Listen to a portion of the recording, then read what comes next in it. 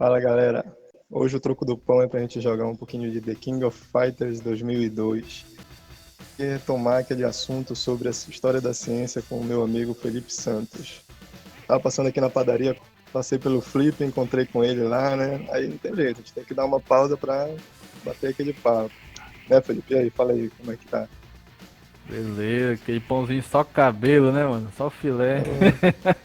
Bora lanchar depois, a gente lancha depois. Bora aproveitar essas fichas aqui. De rocha. Pois é, então a gente estava falando lá sobre a história da ciência, né? E a gente entrou num assunto muito interessante que é a relação que a ciência tem com a filosofia.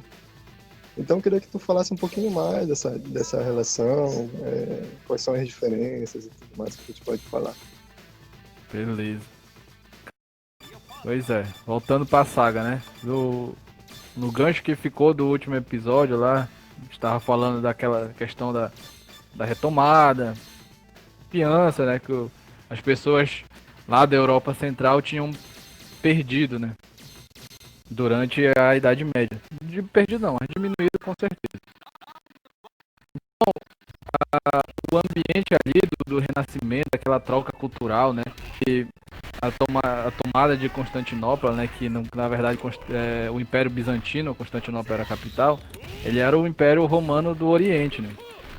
E quando ele foi tomado quando a Constantinopla foi tomada pelos turcos, os estudiosos de lá, eles tiveram que ir para outro lugar, né?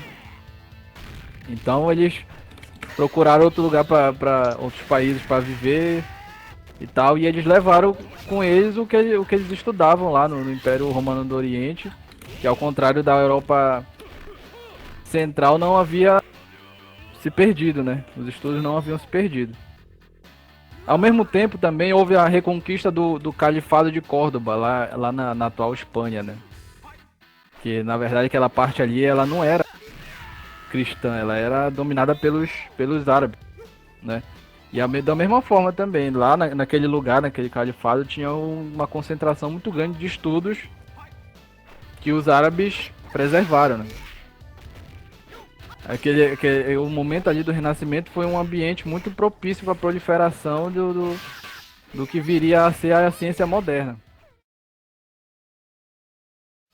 Então, aí nesse momento surgiu ali um cara que ele era o catiço, né? Ele era um cara foda, mano. Ele era inquieto. É um cara que não tava disposto a aceitar, né, como dogma muita coisa.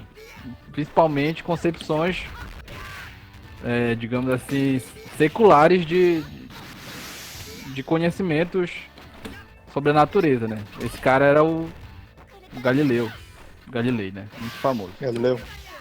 Isso. Ele é considerado por muitos o pai da ciência moderna porque ele foi um dos primeiros, entendeu? A querer sofisticar a ciência que ainda estava atrelada à filosofia, né? Sei. Sofisticar como? Ele não estava disposto a simplesmente observar e deduzir, né? Ele começou a se perguntar, porra, será que é isso aí, tal? O Aristóteles tá dizendo que o objeto mais pesado numa queda livre cai primeiro. Será que é isso mesmo? Entendeu? Bora testar essa porra. Bora ver se isso é verdade. Então ele começou a criar ali um protótipo do método que a gente viria a ver como um método científico, né? Então, Uhum. ele começou a sofisticar, ele pegou coisas seculares, né, da filosofia e testar, ver se é aquilo mesmo, né? Porra, bora ver se é o objeto pesado que cai primeiro mesmo. Então, em vez da gente jogar uma folha e uma pedra, bora jogar dois tijolos, um pequeno e um grande. Porque assim, o pequeno, mesmo tendo massa menor, mas ele é suficientemente pesado, digamos assim, para vencer a resistência do ar, né? Que é o que, no caso, seria um empecilho para a folha cair ao mesmo tempo que o tijolo grande, entendeu? Então ele começou a testar e ele foi ver que na queda livre os objetos eles caem ao mesmo tempo, entendeu? O que atrapalha, no caso, objetos de massa menor cair ao mesmo tempo que o objeto de massa maior é simplesmente a resistência do ar. E aí ele entendeu que quando o ar tivesse ausente, né? A resistência do ar não fizesse presente. E essa queda livre ia ser igual para os dois corpos. Nessa época eles já conseguiram descobrir isso, né? Sim, os caras passavam o dia todo pensando. O Galileu ele era um professor, né, de uma universidade e tal. Tem coisas também da bibliografia dele, né? Por exemplo, que ele odiava o emprego dele, que ele precisava de dinheiro, por isso que ele se empenhou tanto assim na ciência e tal. Mas enfim, é uns caras que eles eram um gênio mesmo e eles faziam da vida deles aquilo ali, né? Então, foi isso aí. Começou a testar e sofisticar teses antigas da filosofia, da queda livre, né? Ele não estava disposto a aceitar aquilo como tabu. Ele, eu vou testar e daí eu vou tirar a minha conclusão. É mais ou menos isso. Por isso que ele é o pai da ciência moderna. Entendeu? Então ele constatou que a questão da queda livre, né? Os objetos eles caem ao mesmo tempo se ignorar a resistência do ar. E isso foi constatado séculos depois, né? Quando o homem foi à Lua, né? A primeira coisa que o cara lá fez, da missão da Apollo 11, foi testar, jogar uma pena e uma pedra para ver se elas caíam ao mesmo tempo, já que lá não tinha a atmosfera, né? A resistência do ar. Então, no caso, isso ainda era só uma teoria até ser testado, é isso?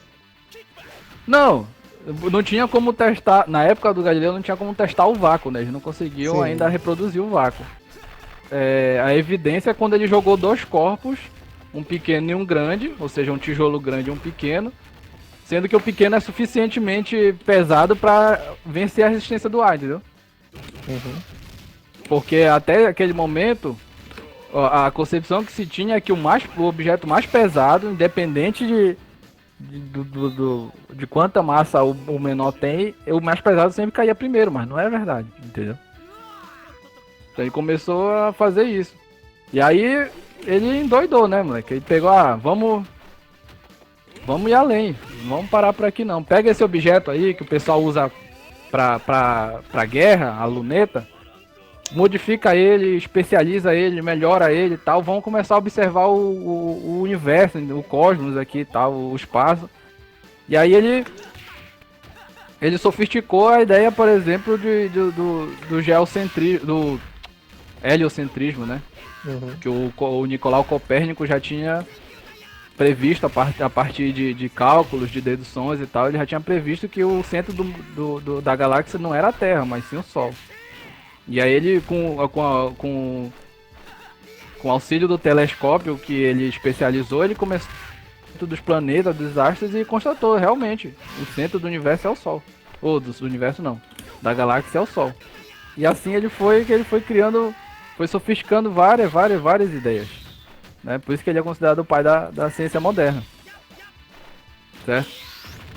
Então, a primeira característica aí da diferença da ciência para a filosofia é essa, que a ciência ela começou a virar autônoma em comparação à filosofia, porque a ciência obrigatoriamente ela utiliza um método de investigação, né? Um método científico. E a filosofia não obrigatoriamente. Entendeu? Essa é a primeira característica que diferencia elas duas. Beleza. A segunda característica é que a ciência ela prevê um objeto de estudo específico, né? O Galileu ele é muito estudado em física, não é à toa, porque ali, mesmo que ele não tivesse percebido ainda, ele estava criando a física como ciência autônoma. Certo?